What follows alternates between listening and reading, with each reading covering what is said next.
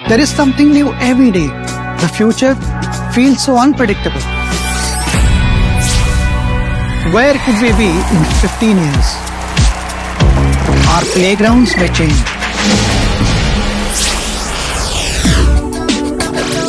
Learning may not need classrooms.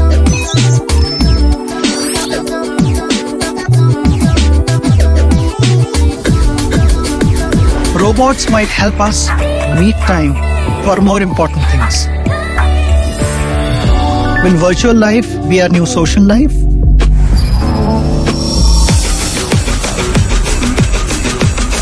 Coming?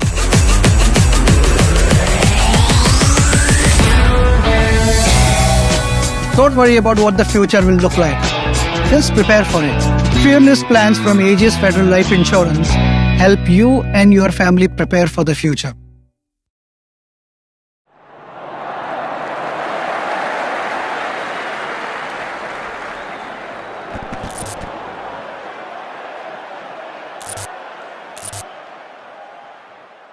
Hello and welcome to a special edition of Backstage with Boria with Kishore Jena. Kishore was the star of 2023. I mean, if anybody exceeded expectations, it was Kishore Jena. Whether it is Asian Games, whether it is his personal 7.54, whether it is the World Championships when he came fifth, whether it is any competition, Kishore Jena was absolutely brilliant in the year 2023.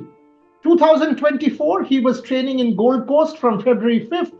And clearly all eyes will be on Kishore as he participates in the Doha Diamond League on May 10th and then the Olympics. Kishore, once again, thank you very much मेरे साथ बात करने के लिए. मुझे अब ये बताइए 2023 में तो आपने बहुत सारे अचीवमेंट्स किए, रिकॉर्ड्स तोड़ा, पर्सनल बेस्ट किया, मेडल्स जीते. 2024 के शुरुआत में आपने ऑस्ट्रेलिया में ट्रेनिंग किया. थोड़ा सा उस ट्रेनिंग के बारे में बताइए और how is the season looking, क्योंकि डायमंड लीग तो ऑलमोस्ट आ चुका है. सर, जब हम ऑस्ट्रेलिया गए थे तो इसलिए गए थे क्योंकि उस टाइम पटियाला में बहुत ठंड था, क्योंकि इधर 2 टाइम प्रैक्टिस नहीं हो पा रहा था. तो हमको एएफआई ने सजेस्ट किए थे तो आप ऑस्ट्रेलिया गोल्ड कोस्ट जाओ, क्योंकि उसका माहौल जो है स्पोर्ट्स का काफ़ी बढ़िया है और हमारा ट्रेनिंग भी बहुत बढ़िया रहा उधर. और पिछले साल 23 का जैसे स्टार्टिंग हुआ था उससे कहीं बेहतर स्टार्टिंग हुआ है 2024 का. तो यही आशा है कि अच्छा ही होगा. तो आपका पहला कंपटीशन दोहा डायमंड लीग, उसके लिए तैयारी थोड़ा सा बताइए मेंटली. और 2023 में किशोर जेना के बारे में ज्यादा लोग जानते नहीं थे, प्रेशर आप पे कम था. इस बार बहुत सारे प्रेशर होंगे क्योंकि हमारे नहीं सर पूछेगा. नहीं, मेरे खुशी है इस बात की. लोग कुछ आशा करते हैं और मैं इसको प्रेशर जैसा नहीं ले रहा हूँ. मैं मान के ही चल रहा हूँ. मेरे को बहुत खुशी है. लोग चाहते हैं, हमारा देश जो है सारे लोग चाहते हैं, मेरे से आशा करते हैं, तो वो बहुत अच्छा लगता है ये. और प्रेशर का बात है तो मैं ऐसा कुछ नहीं है.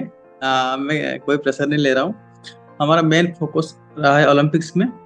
हाँ, हम ये सीजन दोहा इसलिए स्टार्ट कर रहे हैं क्योंकि हम जितना 3-4 इंटरनेशनल कंपटीशन खेलेंगे तो हमका जो इसका एक्सपीरियंस वो ओलंपिक्स में काम देगा. तो ओलंपिक्स में ऐसा कोई गलती ना हो जाए मेरे से, इसलिए ये खेल रहे हैं. और जो भी इसमें जो भी गलती होगा हमारा, उसको हम सुधारेंगे. ओलंपिक्स के पहले ही सारा चीज ठीक कर लेंगे. फैंटास्टिक. और मुझे ये बताओ, ओलंपिक्स सबका ध्यान उसी पे है क्योंकि पहले फर्स्ट टाइम भारत से 2 जैवलिन थ्रोअर, दोनों से उम्मीद है कि दोनों मेडल ला सकते हैं.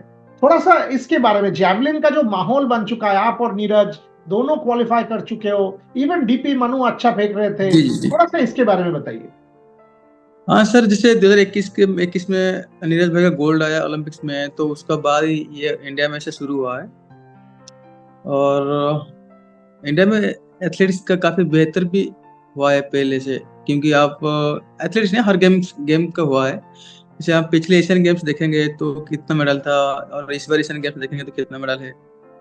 तो इंडिया अभी सही दिशा में जा रहा है. जो भी इंडिया गवर्नमेंट कर रहे हैं स्पोर्ट्स के बारे में, जो भी एएफआई साई ने मिलकर जो भी कर रहे हैं तो सही कर रहे हैं, क्योंकि हमको जिससे रिजल्ट मिलता है, अब मिल भी रहा है, तो हमको वही करना चाहिए, वही दिशा में जाना चाहिए. तो वो चीज़ सही चल रहा है. और जैवलिन का स्पेशली और भी बच्चे आ रहे हैं निकल के, और आशा है होपफुली मोनू भी हो जाएगा तो हमको बहुत खुशी होगा. और हम साथ जैसे वर्ल्ड चैंपियनशिप में थे तो तीनों ऐसे ही खेलेंगे, और तीनों रहते हैं तो काफी प्रेशर कम हो जाता है और अच्छा लगता है, क्योंकि एक कंट्री से 3 खेल रहे हैं। वो अलग सा जोश रहता है बॉडी में। मुझे ये बताइए, मैं पढ़ रहा था कि गोल्ड कोस्ट में बहुत सारे भारतीय लोग आपसे आके फोटोज खींच रहे थे, मिल रहे थे, आप जब ट्रेनिंग कर रहे थे। थोड़ा सा गोल्ड कोस्ट के एक्सपीरियंस के बारे में बताइए। हाँ सर, जैसे हम उधर फर्स्ट टाइम गए तो किसी को पता ही नहीं था हम गए हैं, और वो जो उधर का प्लेयर्स थे उनको ही पता नहीं था कि कौन आया है कि नहीं, कौन इंडिया से आया है, ऐसे कुछ पता नहीं था उनको। जैसे धीरे धीरे हम ट्रेनिंग करने लगे, फिर धीरे धीरे उनका मतलब ऐसे बातचीत होने लगा, फिर उनका कोच लोग आए मिले, और हमारे इंडिया का भी काफी थे उधर। हमको एक इंडिया का कुछ उधर रहते हैं, काफी टाइम हो गया उनको, वो भी आए मिलने को। तो काफी बड़े आदमी थे, मतलब जैसे एज हिसाब से बड़े हैं, और कुछ बिजनेस का है उनका उधर। फिर वो भी आए उधर मिलने, हमको लेके के घुमाने, तो घुमाए। तो सर अच्छा लग रहा है, जैसे हम मतलब कुछ करके किधर जाते हैं, जैसे ट्रेनिंग करने भी जाते हैं, या हम इंडिया में भी किधर भी ट्रेनिंग करते हैं, तो हमको मतलब ऐसा कि कोई मिलने आते हैं। हाँ, फिर हाँ ऐसा लगता है, हाँ यार कुछ हम किए हैं तो मिलने आ रहे हैं, और फोटो भी खिंचा रहे हैं, तो अच्छा लगता है सर। वो एक मोटिवेशन उस टाइप का लगता है कि आगे और हम और अच्छा करेंगे। खाना और वाना कैसा था? अभी भारतीय खाना मिलता था क्या? आप लोकल खाना खाते थे? नहीं, उधर इंडियन खाना मिल जाता था, ऐसा ऐसा बात नहीं है। जैसे ब्रेकफास्ट हम खुद ही देख लेते थे, और ऐसा नहीं है कि खाना बुरा था, उधर खाना बहुत बढ़िया था, और सब चीज बढ़िया था उधर। तो आपने बोला नहीं, आप खाते क्या थे? थोड़ा सा बताइए, डिटेल में बताइए ना, आप क्या खाते थे, आपका रूटीन नहीं, थोड़ा सा सुबह बताइए सर मुझे। हाँ, जैसे वर्कआउट खत्म हो जाता था मॉर्निंग में, तो दूध, अंडे, दलिया, या कॉर्नफ्लेक्स, फ्रूट्स, ब्रेड, आपको खाना अंडे, बनाना आता है? अंडे। हाँ थोड़ा बहुत मेरे को तो आता है, ऐसा ये नहीं। तो वो तो बढ़िया मैं रहता था, जब जैसे ऑस्ट्रेलिया में रहता था, आई रिमेम्बर ऑस्ट्रेलिया का डेयरी बहुत ही अच्छा है। मैं बहुत बहुत बढ़िया है। मेलबर्न और सिडनी दोनों शहर में रह चुका हूँ और पढ़ाता था। सो तब वहां वहां पे ये सब खाना बहुत अच्छा मिलता है। बहुत बहुत बढ़िया। और ऐसे लेकिन सबसे अच्छी हाँ, बात है, उधर तो ऐसा भी खाना कुछ है बना बनाया हुआ मिल जाता है, जी जी। तो वो भी ज्यादा मेहनत अब करना नहीं मुझे मुझे पड़ता। ये बताइए, जब आप पहले गए लोग आपको पहचानते नहीं थे, पर उसके बाद आई एम श्योर आप जब प्रैक्टिस करने लगे तो लोगों को लगा होगा कि अरे ये ओलंपिक चैंपियन, ये वर्ल्ड चैंपियन कहाँ से आ गया ये। हम लोगों को तो सब वैसा कुछ हुआ, वैसा कुछ स्टोरी है? नहीं, उनका जो कोच थे वो तो ग्राउंड का, उनको पता नहीं था। मतलब नीरज भाई के बारे में पता था, मेरे बारे में पता नहीं था। फिर उनको बोले हम जावलिन अभी ओलंपिक क्वालिफाई कर रखे हैं, एशियन गेम्स में सिल्वर ना। अच्छा, आपका ना क्या नाम है? फिर वो गूगल पे मार के देखे तो आया, तो बहुत खुश है वो। बोले यार बढ़िया है आपका, इस बार गोल्ड और सिल्वर दोनों इंडिया का जाएगा जावलिन। वो भी सुन के बहुत अच्छा लगा। चलो, जावलिन में ऐसे ही अभी बाहर का लोग भी हमको ऐसे बोलते हैं गोल्ड और सिल्वर इंडिया का जाएगा, तो बहुत प्राउड फील होता है इस बात का भी। फैंटास्टिक। मुझे ये बताइए किशोर, डायमंड लीग से ओलंपिक्स तक आपने कोई प्लान चार्ट आउट किया है कि अच्छा ऐसे करके प्रिपेयर करेंगे, पीक करना है पेरिस में? आपके कोच के साथ बैठ के, फिजियो के साथ, स्पोर्ट्स साइंस, ऐसे कुछ प्लान आपने ऑलरेडी तैयार किया है? और ओलंपिक्स के पहले क्या आप दोबारा बाहर ट्रेनिंग करेंगे कि भारत में ही करेंगे? नहीं सर, हम इंडिया में ही करेंगे, क्योंकि हमको जिधर से रिजल्ट मिल रहा है तो उसको छोड़ के बाहर जाना ठीक नहीं है, क्योंकि हमको इसी माहौल में पहले ही रिजल्ट मिला है। तो इसका मतलब ये नहीं है कि हम बाहर चले जाएंगे और अच्छा रिजल्ट मिलेगा, रिजल्ट इसी में मिलेगा। तो हम बस जो आगे जो कंपटीशन है हम उसको धीरे धीरे पीक उठाएंगे। ऐसा नहीं है कि हम डायमंड लीग में पूरा पीक उठा देंगे, ओलंपिक्स में जीरो हो जाए, ऐसा नहीं करेंगे। उसको धीरे धीरे स्टेज वाइज तो हम लेके चलेंगे। And physically you are absolutely fine, क्योंकि देखिए लास्ट सीजन में एंड में जब नेशनल गेम्स में 78 हुआ था तो लोगों को लगा क्या हो गया, क्योंकि आज 7 बार आपने 80 के ऊपर फेंका था।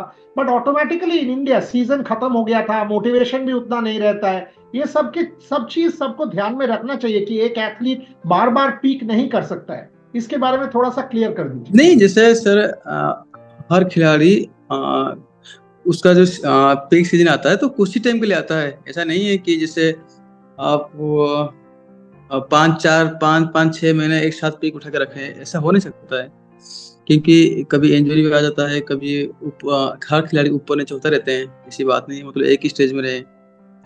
और हमारा और जो नेशनल गेम्स का ऐसे हुआ था, हमारा सीजन भी खत्म हो गया था और मैं भी काफी शायद 15-20 दिन ऐसे इधर उधर घूम रखा था। तो बस मैं एक्चुअली नेशनल गेम्स इसलिए गया था, तो थोड़ा मैं आउटिंग भी हो जाएगा, तो इस चीज का मैं खेलने का ये नहीं था। तो फिर हम गए उधर, तो फिर से मन कर गया खेलने का, तो लेकिन इससे कुछ था नहीं। इस साल में पर्सनल बेस्ट दोबारा होगा किशोर, फिंगर्स क्रॉस्ड। होपफुली यही होगा मेरे हिसाब से तो। सारा चीज अच्छा चल रहा है सर, बढ़िया चल रहा है। बस भगवान दया से सब चीज ठीक ही चले, तो आपको बहुत अच्छा देखने मिलेगा। और गवर्नमेंट ऑफ ओडिशा का सपोर्ट, आपका वहां पे बहुत नवीन बाबू का सपोर्ट और बाकी लोगों का सपोर्ट, विनील जी का सपोर्ट बहुत सॉलिड है उड़ीसा में। जैसे मैं बहुत ज्यादा है सर। फैसिलिटी देख रहा हूँ वो तो बहुत बढ़िया है। बिल्कुल बिल्कुल सर। उड़ीसा का जो अभी जो स्पोर्ट्स फैसिलिटीज है, वो तो शायद मेरे को नहीं लगता है ऐसे इंडिया में इतना अभी कोई कर रहा है स्पोर्ट्स का, क्योंकि उड़ीसा गवर्नमेंट काफी सारा खिलाड़ी का सपोर्ट के साथ साथ इंफ्रास्ट्रक्चर का भी बहुत अच्छा कर रखे हैं। और स्पेशली उड़ीसा स्पोर्ट्स गवर्नमेंट का तो बहुत तगड़ा है इस चीज का। जी, लास्ट 2 सवाल। नीरज से बात होता है, उनसे एक्सचेंज होता है, क्या कर रहे हैं, क्या कैसे आप लोग दोनों ट्रेन कर रहे हो, मैसेजेस एक्सचेंज होता है, ट्रेनिंग शेड्यूल्स एक्सचेंज होता है, कुछ उसके बारे नहीं में? नहीं ये ऐसे नहीं होता है, ऐसी बात होता है। लेकिन ट्रेनिंग उनका क्या चल रहा है, मेरा क्या चल रहा है, ऐसे बात नहीं होता है।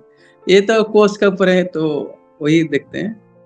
और बट बस कि हमारा जैसे नीरज का जो इन्फ्लुएंस है किशोर हमारे एथलेटिक्स पे, उसका आई मीन नीरज आने के बाद एक काइंड ऑफ फ्रेश एयर आ चुका है हमारे एथलेटिक्स। बिल्कुल बिल्कुल ये इधर से ही हुआ सर। जैसे हमारा नीरज भाई का गोल्ड आया ओलंपिक्स में, तो उसका बाद जैसे 21, 22, 23, उसी का बाद आप उनका पीछे देखोगे, इंडिया में 80 का ऊपर शायद 2-3 मैक्सिमम थ्रो मिलेंगे आपको।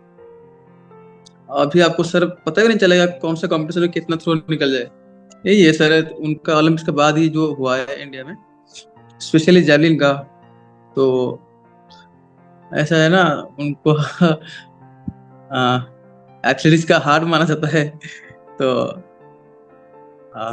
एक्चुअली दोबारा बोलिए, समझ नहीं पाया, दोबारा बोलिए। एथलेटिक्स का हार्ट है जो नीरज भाई है। तो मैं तो मानता हूँ ये बात, क्योंकि सबको वही लीड करते हैं। तो और वो भी जो चाहते थे, क्योंकि उनका पीछे पीछे कोई निकले, तो वो तो अभी शुरू हो रखा है। तो और भी अच्छा और लड़के निकले और इंडिया को और भी आगे लेके जाएं।